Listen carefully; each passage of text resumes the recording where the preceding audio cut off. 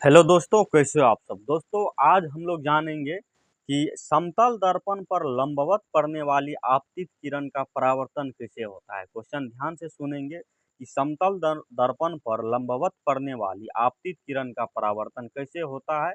तो चलिए शुरू करते हैं। ठीक है, क्वेश्चन पहले हम लिख लेंगे, ध्यान देंगे आप लोग। क्वेश्चन लिख लेंगे कि समतल दर्पण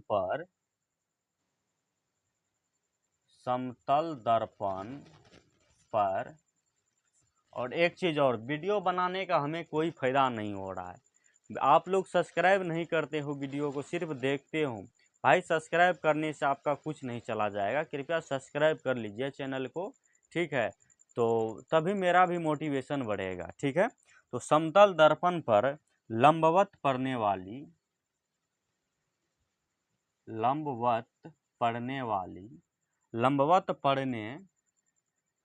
ठीक है,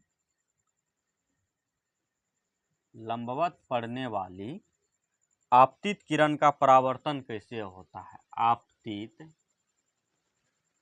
आपतित किरण का परावर्तन कैसे होता है।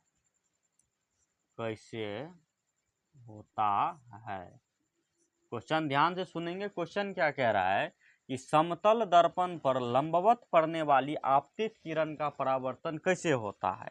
ठीक है, तो चलिए इसका जो है आंसर लिखते हैं, ध्यान दीजिएगा आप लोग। ठीक है, समतल दर्पण पर लंबवत पड़ने वाली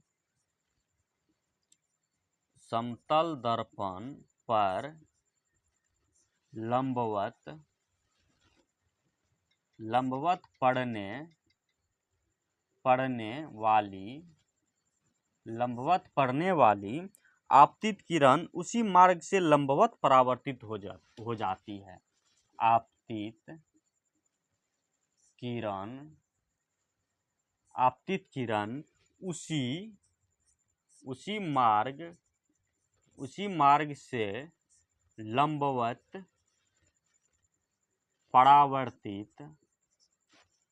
परावर्तित हो जाती है।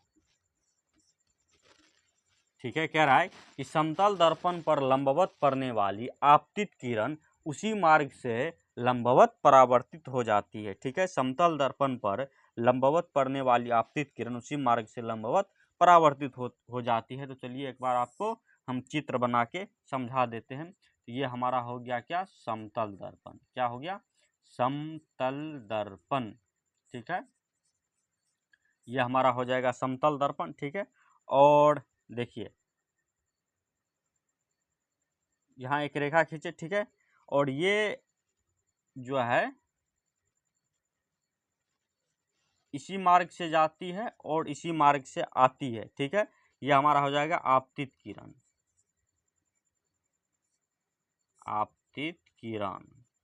ठीक है, आपतित किरण, और चल पढ़ेंगे आप लोगों को। और ये हो जाएगा परावर्तित किरण।